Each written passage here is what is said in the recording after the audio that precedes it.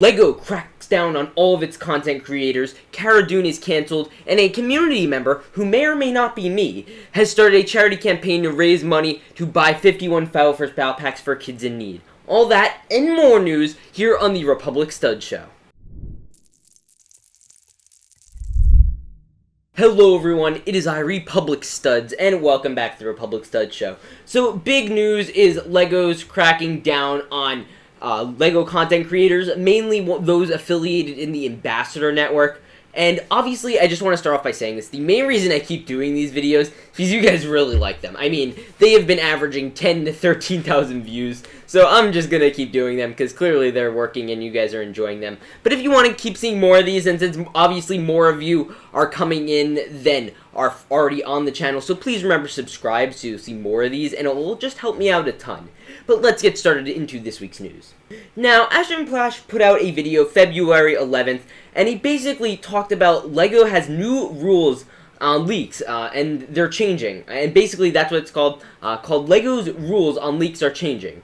And in this, he basically talks about rules for ambassadors and possibly community members. He said he couldn't be too clear, so this is just a general outline, I assume.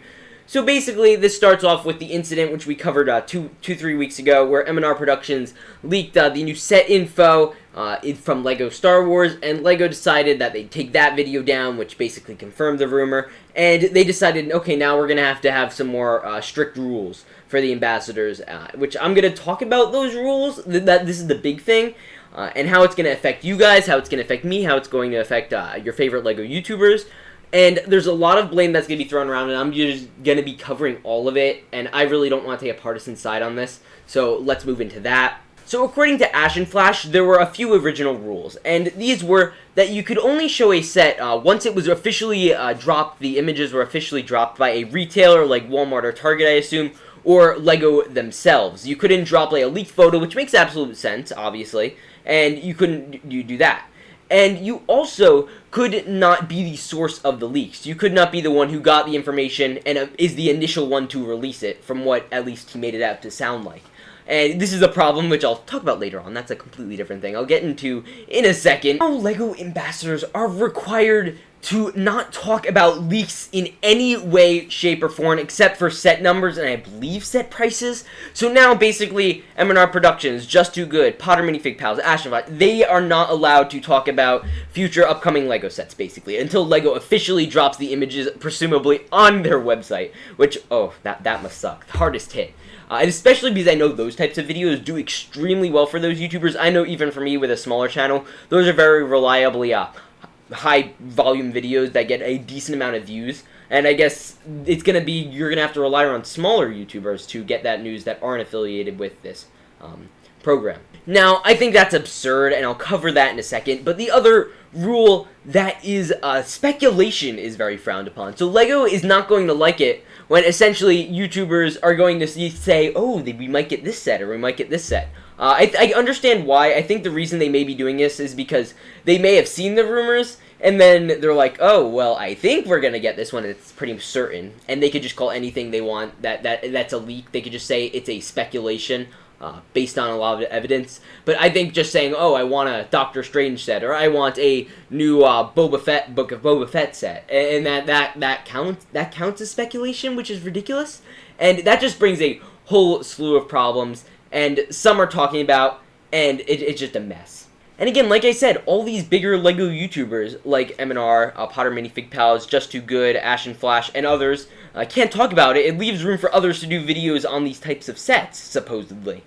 Now we're going to get even more dicey territory, and I'm going to call it right on the carpet. Not many people will, but there are two YouTubers specifically, in particular, named the Brick Clicker and Brick Q Foundation. Now, these guys have been around probably about 6 months. I've been seeing them showing up on my feed. I'm not subscribed to them. And they're basically doing illegal things. And what they're doing is they are using copywritten images and leaked set images and putting them in their thumbnails and videos and making that their entire content, which is absolutely absurd. And obviously, it's not great. And that is the one thing that I think is a moral problem. Like, I personally would never do that. I use leaked images when the set's been out forever. That's what I'll do. Canceled LEGO sets or things that were like changed in LEGO sets. So I'll pull them out from a long time ago. But I would never, show brand new sets for things that are coming out on my YouTube. I don't want to risk that. and they have not gotten any repercussions. They've been doing this for a while, and especially because LEGO goes so hard on some people, I just think it's completely unfair. And first off, I just want to unpack a few things. So from what I've heard, a lot of people in the LAN, the LEGO Ambassadors Network, are very pissed at M&R Productions, by all accounts, because he's the person that initially dropped the leaks. And I honestly, that's an understandable frustration, because those are, again, big churning out videos in terms of, you get a lot of content, you get a lot of viewers, you get a lot of new people, when you cover the new set leaks, and since he was the one who technically did that, and that brings me around to our first rule. Now, Ash and Flash again stated that one of the main rules was you could not drop the rumors. You were not, as a member, allowed to drop the rumors. And he says that, but which something else said by Ryan, and we could take each as their own, because Ash and Flash says this, and then they comment on my other video, M&R Productions probably has a good defense. Let me just start off by saying, should Ryan have been the one to break leaks? Probably not. I think he probably could have gone about it a different way, like if his source leaked it and then he talked about it. Like, I'm not saying, like, you should do that. I'm just saying, like, it didn't have to be him to be the first one to do it. I think that obviously puts him in a much worse position. I also don't think Ryan knew about particular rules. Like, I'm not sure if these rules were exactly made clear, or if Ash and Flash, the rule he states where you can't drop the rumors, is in the LAN or anything, because in a comment on one of my previous videos that I talked about this, M&R Productions never signed anything that has to do with disclosing rumors or anything along those lines, and I think that is where he certainly has his leg to stand on, because he's been doing leak videos presumably for a while, and he never thought, like, oh, well, if I drop them, anything else will happen that's different. Essentially, the problem here is Ash and Flash is saying that you can't drop rumors yourself, and then Ryan, I guess, didn't know or have the purview that you can't, or if that's even a rule, we don't know, and that's been the whole problem here. So this is the personal standard I'm going to set for myself, and I think is fair for all of us, not Ambassador Network people. They obviously are committed, they have signed contracts, I presume, at least, or some sort of verbal agreement, and right now, my personal standard for how I can conduct myself involving rumors, leaks, and everything is basically LEGO's original rules that Ash and Flash stated were there. And again, this is based off what he says, because I don't have any insider information to the LEGO Ambassador Network, so this is just my personal, like, ground rules I'm setting for myself. And so let me just start by saying, of course everyone should be allowed to speculate or make predictions on whatever these sets are. That's just beyond dumb. That's like saying, I predict Tesla's gonna make a car with dog air conditioning, or cat air conditioning. That doesn't mean, like, oh, you're affiliate. Like, that's just dumb. And I know this may be a rule more associated with affiliates. And I know this isn't, like, a rule. This is just a thing that's frowned upon. And I completely don't get it. That's the one that I think is dumb. Like, just to make pure speculation based on no evidence whatsoever. If you have the information and you just say it's a speculation, then that's a different story. But I think that's completely dumb. Predictions should totally be allowed. That's stupid. Next, I personally will be reporting on rumors and leaks, so you know you'd always come to me whenever there's going to be that type of news. I don't see a problem with talking about them. Obviously, I will never show pictures of leaked sets. I think that's a perfect standard to be held by. I think reporting on rumors is absolutely fine. I don't think posting pictures of leaks is good. And I think that we should all be held to that standard. I think a thing that Ash and Flash said in his video that was a little worrying, and I guess the LEGO ambassadors are a little, like, I guess, upset about this, and they want, like, equal retribution, so they basically want nobody to be able to talk about rumors or leaks, which I don't think is entirely fair. I think that LEGO ambassadors should, but they also did sign up to be in this program, so that's on them, I guess. And I also, again, I love LEGO. I think they're great, and I think they're awesome. It's just a really unfortunate situation, and again, there's going to be a lot of blame to be thrown around, and I really see it was going to happen either way. I had a feeling at some point in time, it's just the way it did happen didn't have to happen. I mean, I, for one, will not be originally disclosing information. I will not be the first one to give you information, mainly because I don't have many insiders. I have one or two, but they're very infrequent in that sort of stuff, so I can't even give you initial information, which is another thing, and I think that is a standard that other people, they do have insider information, and they know what's going on, and they make videos on it.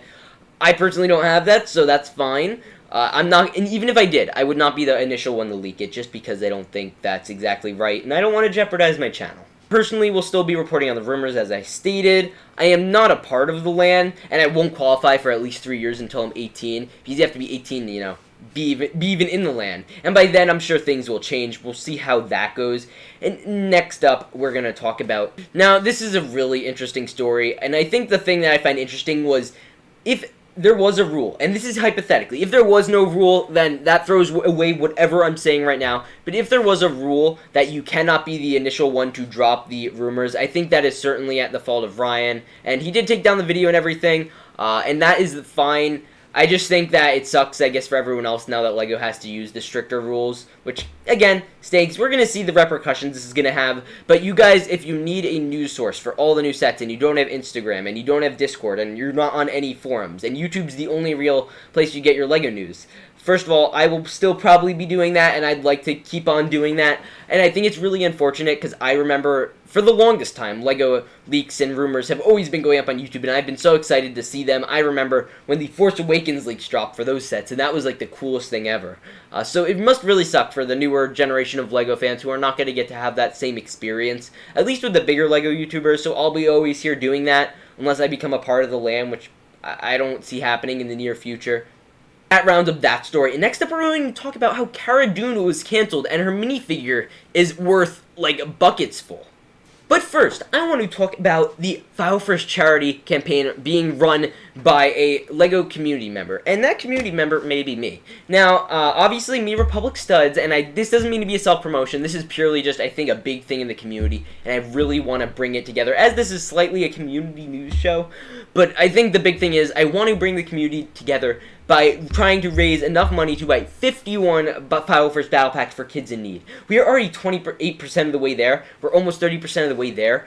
And it would help me a ton if anyone donated just even $5. We are going to hit our goal. We need your help to get there. And I think it's going to be absolutely awesome. The File First campaign, it's basically, we're going to be trying to raise enough to buy 51 battle packs for kids in need. I have more videos on it. We've had help from other YouTubers like the Brickwiz, Corey YT, Life Brick Studios, who have all joined. The Potter Minifig Pals has also endorsed this campaign. So if anyone else would like to come in and endorse and help or join a live stream, it would help me out a ton, and it's absolutely awesome. And I really just want to get more people involved. So if you can donate, please do. Even if it's just $1, $5, anything. $10, really. We're running special prizes to give away to donors, and it's going to be absolutely sick. So make sure to get involved in any way you can. Okay, so recently Gina Carano, the actor for Cara Dune, was fired by Disney. I'm not going to get too involved in it, but I will say a neat little piece of news is the news organization, the Daily Wire, has actually picked her up, and she is going to be working on her own movie there, which is actually really cool. And I actually talk more in detail about this whole situation because it really infuriates me on my Instagram page, so you could check that out in the description. But that leads up to the LEGO side of things. Now, Cara Dune has basically shot up in price. She sold out everywhere on Bricklink, and for instance, her Black Series figure, these are not LEGO, but her Black Series figure is now $90 on Mercari, Amazon, Walmart. It's crazy. Her regular, 3.75-inch action figure is going for $50. Last night, I was luckily able to buy a few Cara Dune action figures off of Walmart.com at regular price. So, I might be selling those because, you gotta cash in on the moment, I guess.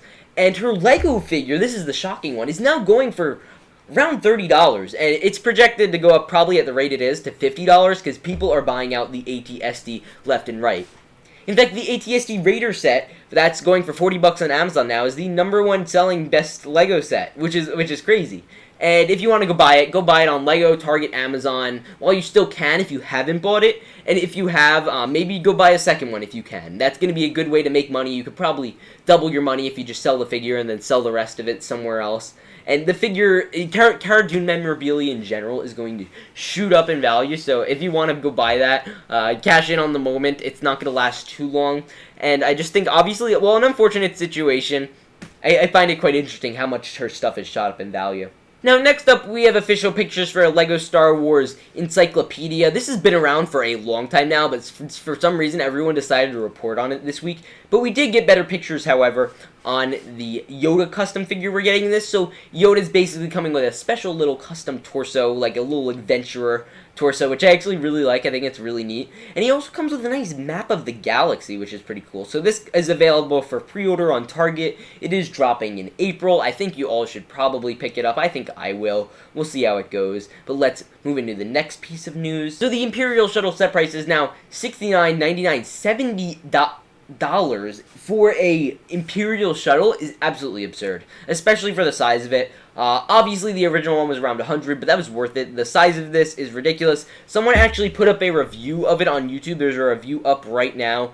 It's even worse than I thought, to be honest. Like, I thought it was going to be okay, but it just looks ridiculous. I think this is probably one of the worst ones. I'm still going to be buying and doing a quick review of it, but it's interesting nonetheless. I hope you guys all enjoyed this video. Please remember to like, subscribe, hit the bell, do all the other things. I will see you all in the next one. Remember to peace out and stay awesome.